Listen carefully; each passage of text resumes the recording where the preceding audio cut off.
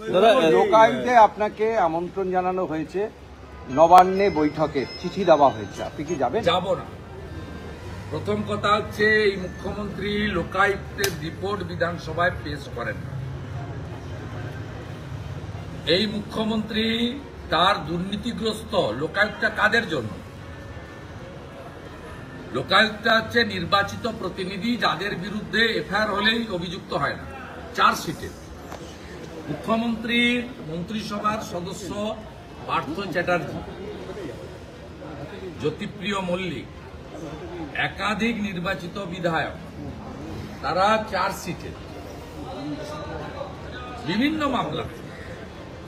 Chargesheeted লোকেদের বিরুদ্ধে লোকায়ুক্তে বিধানসভায় রিপোর্টিং করতে হবে। সেই রিপোর্টিং উনি কোনোদিনই করেন না। শুধু নিয়োগের সময় এইভাবে একটা চিঠি পাঠান তার স্বরাষ্ট্র সচিবকে দিয়ে, এবং তার সঙ্গে কারা কারা অ্যাপ্লিকেন্ট নথি পাঠান না। কারো একটা বউকে বা কারো একটা রিটার্ন লোককে ঠিক করে রেখেছে। মনোজ পন্থ যদি এক্সটেনশন না পায়, তাকেই হয়তো দেখা যাবে হিউম্যান রাইটস এর মেম্বার করে দিয়েছে। এর আগে ইনফরমেশন কমিশনারে কাকে কাকে পাঠিয়েছে আপনারা জানেন, হিউম্যান রাইটসে কাকে কাকে পাঠিয়েছে জানেন।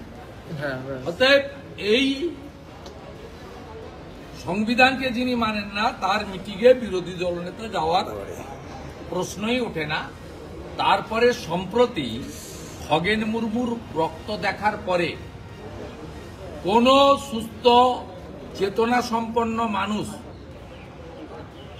এই অত্যাচারী মুখ্যমন্ত্রীর সঙ্গে দাঁড়িয়ে ছবি তোলা যায় না। আমার বুমটার হেডটা নবান্নতে তিনি ডেকেছেন বিরোধী দলনেতাকে 1 তারিখ 4টের সময় আর 4:15-র সময়। আমি যাব না। স্বরাষ্ট্র সচিবের চিঠি না যাওয়ার কারণ প্রাথমিকভাবে আপনাদের বললাম, লিখে কালকে স্বরাষ্ট্র সচিবকে জানিয়ে দেব।